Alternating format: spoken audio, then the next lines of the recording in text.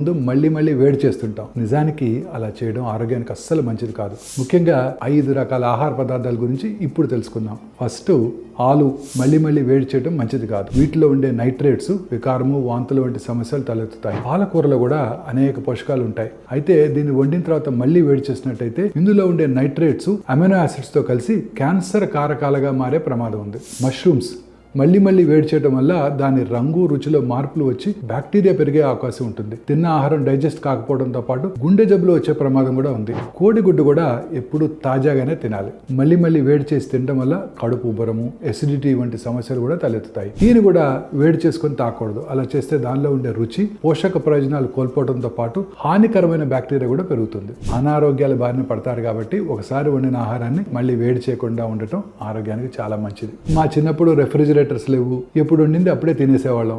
ఇప్పుడు ఈ refrigerator culture వచ్చాక వండిన ఆహారాన్ని